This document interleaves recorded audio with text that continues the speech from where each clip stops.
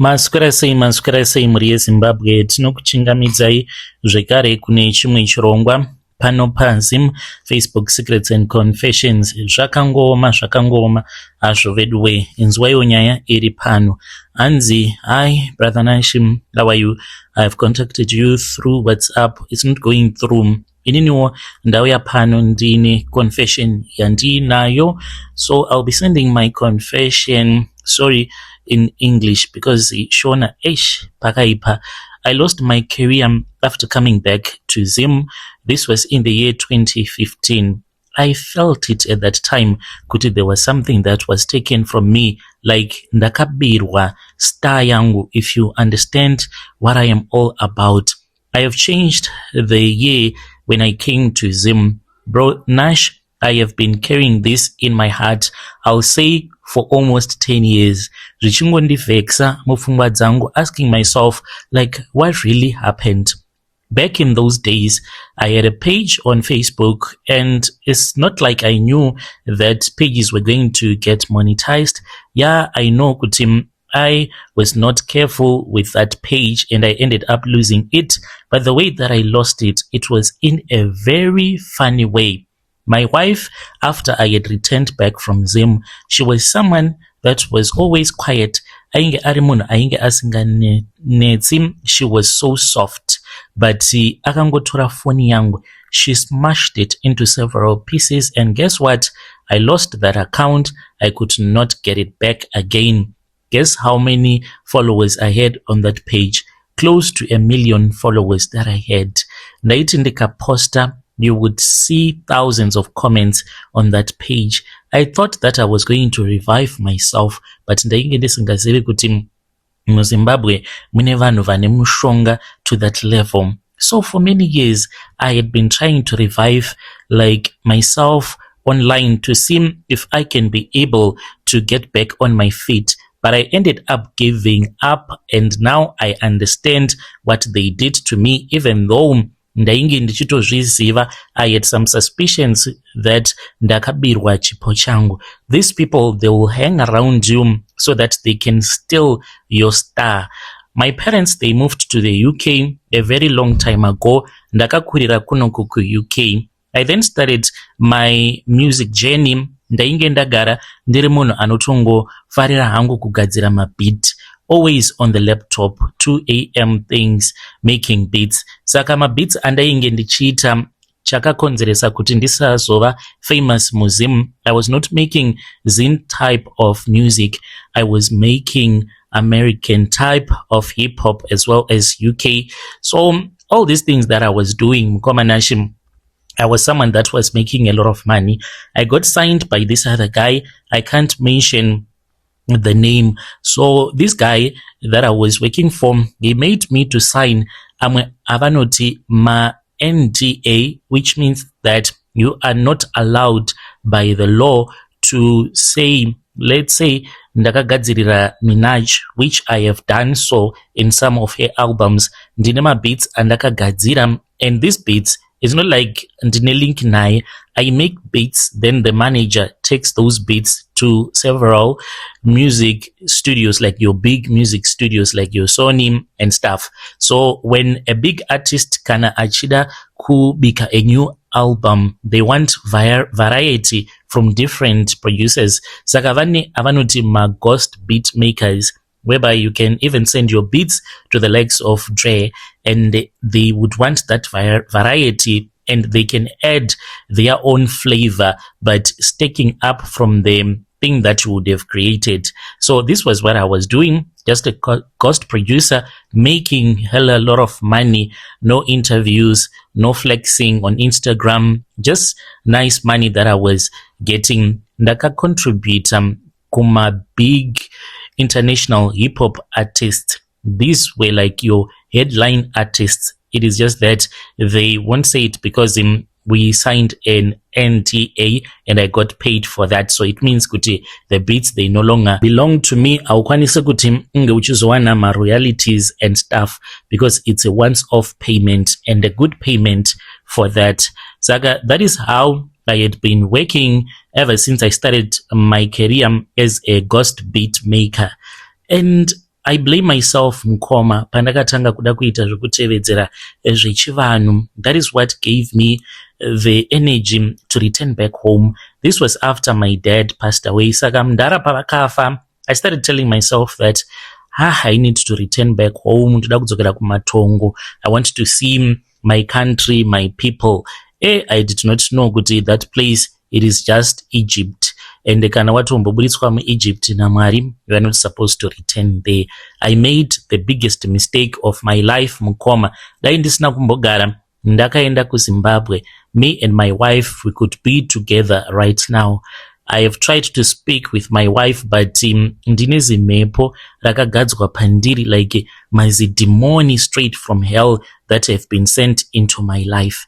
So pandakatanga kuita izvozvo zvechivanhu, I then started to focus on Zim dancehall, and I started making some beats, and then I started making some rhythms, and I saw myself ndatova nembiri paya, and I wanted to open up a big record label. Ndava kuda kutoti ndinge ndichitozivikanwa muZimbabwe, telling myself kuti with the experience that I have working with big artists, I wanted to put like Zim dancehall on the map. I was going to start my own record label. We push Zim dancehall here in the UK. We keep on growing and growing and growing. What I did not know was that muZimbabwe munoshanda tsotso, and vanhu vanobatirana tsotso. Does not matter kuti ma-actors, ma-comedians, even ma-music producer. Kana ukatongobatirwa tsotso, kana yava nguva yako yekuti unge uchipera, vanokupedza ende unosara usisina kana fan base, unongosara wangova iwewe, like what happened to me. So then I felt that Zimbabwe was calling me back. Then I spoke with some other producers, and we spoke, and ndakazvibvunza ndikati, why not go home and try to build something, not to abandon the UK, no, kungo expand. And ndaiti sezvo ndainge ndiri kuno ku UK, then we can collaborate with other artists nchivaunza kunoko. Ndakabva ndachizoenda kuZim, but pandainge ndiri mundege ndakarota gogo vangu. My grandma, she died kunoko ku UK, and she was buried here. Ndakavarota vakabloka pado pandainge ndichida kupinda napo. I wanted to go into another room. Saka pandakavaona mukoma ndichizomuka, ndakatoti ndo mazishavi asingadi chakanaka. But looking back, I now know kuti whatever that happened, ipapo it was my grandmother's spirit trying to warn me kuti kwauri kuenda uko vanokuroya. Mukomanashi, I landed in Harare, and then I was picked at the airport by this other guy. Don't want to mention names here. And then I started moving around. Nditori nema socialites, and ndakatonoona, and I had lunch with this other socialite. When I had lunch with that socialite mukoma, my life came crashing down on me, because we had a lunch maskati. I can't say kuti munhukadzi here kana kuti munhurume, but I will just say it was a socialite through a music producer that I was going to be working with. Then that night mukoma andina kukwanisa kurara. It was as if there was something that was taken from me. Ndaiti kana ndikarara ndaingoona muceleb iyeye aipinda muroom mandinenge ndiri achida kuba light. Saka panguva iyoyo I did not even understand hope idzodzo dzandainge ndichirota. Ndakadzirota 3 times in that same night. Ndakadzirota 3 times. Ndaiti kana ndikabatwa nehope ndorota the same dream, that same person achipinda muroom mandainge ndiri obva azama kuda kuba light. Saka ndaibva ndamuka ndobva ndati uri kuitei, then aibva achizotiza munhu iyeye. Ndikaramba ndichirota hope idzodzo. When I woke up, ndakatonzwa kutoti there is something that is missing in me. That vibe was gone mukomanashi. Even when I opened my laptop, kuda kutanga kugadzira mabiti angagadzirika. We then went to the studio. There were a couple of big artists vainge vatouya. I was supposed to have a session with them. Zvakaramba mukomanashi. Ndanyatsokunzwa kuti I am empty. Hapana kana chiri kubuda. Ndakazongoshandisawo that energy yekungoti I've been doing this for a very long time, but bikiro wandakaita beat ipapo, they were not impressed. Semunhu ainge anzi ainge aine talent, and that rhythm, it was supposed to be my first that was going to make the whole of Zimbabwe get to know me, but zvakaramba. And after the session ndakazongoshanyirawo hama. But what surprised me mukomanashi was that these guys that were interested in me, zvekuti ndakatongomhanyiswa from one place to another, we had lunch. After that, no more correspondence, tava kusatombotaura tose paya. I'm surprised kuti kovana ava havachatauri neni. Saka sezvo ndainge ndakaflopa mu studio ndakangoti maybe they just thought kuti I'm not that good. Ndikati anyway, it's fine. Ndakamboenda ndikanoshanyira hama. Then I returned back to the UK weeks later. By then, mkomanashe, there was no more communication nemachinda aya. There was nothing. Hapana kana munhu ainge ava kumbotaura neni. But before that, vaitaura neni almost each and every second. But patakangobva ku lunch ne that socialite mukoma, they never communicated with me again. I returned back to the UK and I said life has to continue. What surprised me was that ndaiti ndikatumidzira manager wangu ainge ari kuAustralia at that time, he never even answered my emails, and then he came back to me akati, you know what, name hidden, we are restructuring the company, saka we will revisit you in the future. That is how I lost the contract, mukoma. It was just one sentence. That is how I lost my contract. Lucky enough, I'm someone who was also focused on education, so I continued working mumba manje.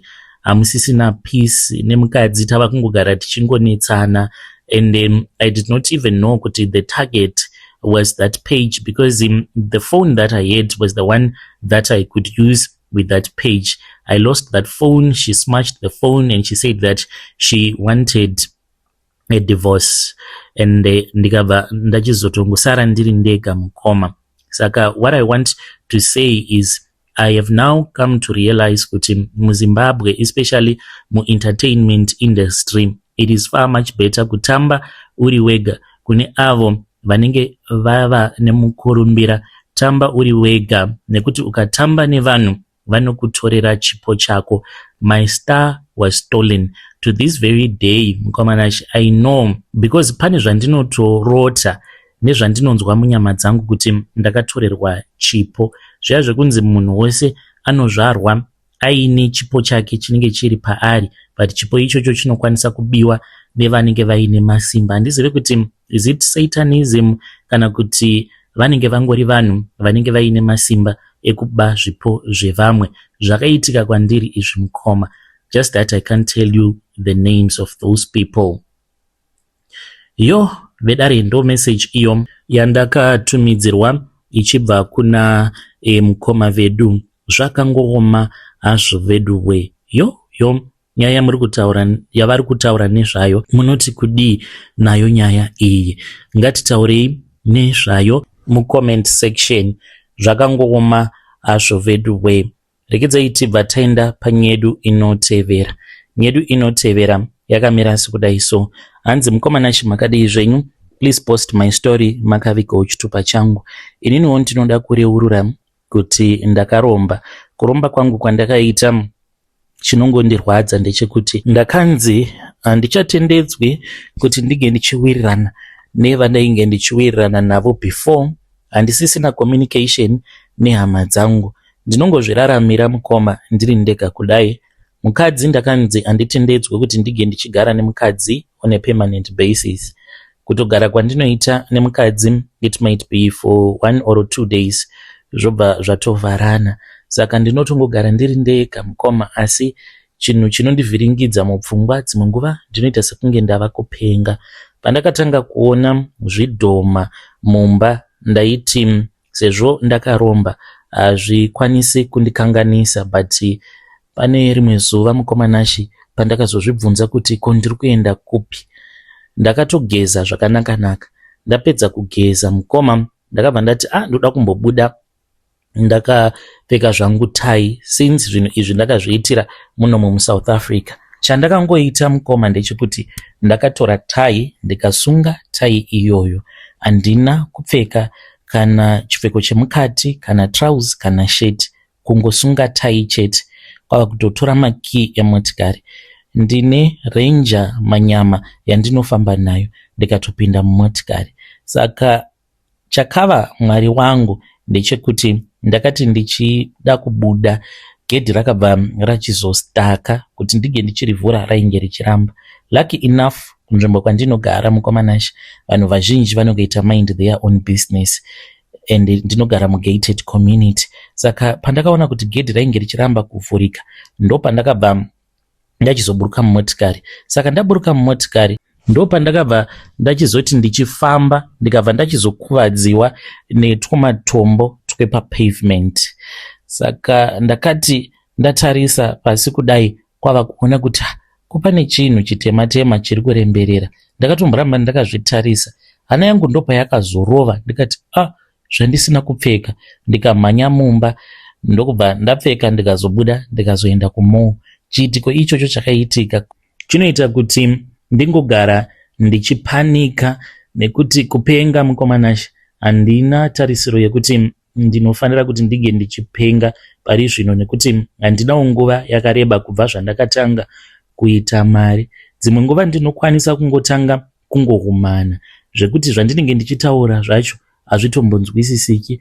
Ndiri munhu ane mabusinesses muno muSouth Africa.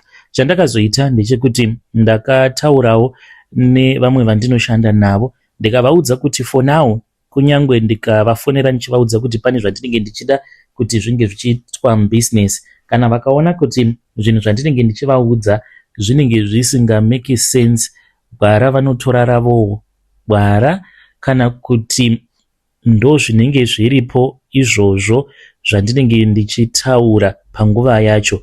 Saka zvinhu izvi zviri kuitika kwandiri zviri kutondivhiringidza pfungwa. Kana ndikatotanga kutoita conversation nemunhu, ndinopedzisira ndava kutaura zvisinganzwisisiki. It's like ndiri kuluza memory zvishoma nezvishoma. Ndinodawo kuti mundibatsire mukomanashi. Mari iripo, kana paine n'anga inokwanisa kundibatsira inogara muGauteng, munokwanisa kundisendera link reprofile yemunhu iyeye ndotaura naye direct. But handisi kuda mbavha nekuti zvidhoma zvitorimo mumba mangu. Ndikuda munhu anouya kuzozvibvisa zvinhu izvi zviri kukonzeresa kuti ndinge ndichirasika pfungwa. Ndizvo zvizvi zvevana izvi zvandiri kugara nazvo. Hazvisi nyore kugara wakatarisana nevanhu vakafa. Ndinokwanisa kuti ndichibika ndotonzwa munhu anenge achitaura neni achiti pakurawo nendiro yangu. Ko uri kupakura nendiro yako uri 1, isusu muno mumba tiri 10 sei? Yo vedare, ndo message yandakatumidzirwa ichibva kuna mukoma vedu. Last part iyo ndakatomboedza kuda kubatanidza kuti vanga vachiedza kuda kuti kudii, but kwekupedzisira uko panyaya yavo hazvisi kutombomeka kana sense. Asi ivo vakati ndo nyaya yacho iyoyo ipostei yakadaro. Yo zvakaoma zvechokwadi. Vakatanga kutaura vanopedzisira vava kutaura zvinhu zvisinganzwisisiki. Ngatitaurei navo mucomment section. Hanzi kana paine munhu anogona kubata zvidhoma ari muGauteng, hanzi ndinongoda link then ndozotaura newe. Asi handisi kuda vanhu vanotora machance. Hanzi nekuda kwekuti pamba pavo patori nevanhu vakafa vavanogara navo. Akomanaka tinenge tichingoona mazimba aya akakura nevanhu vachifamba nemarenja musingazivi kuti ndo zvinoitika.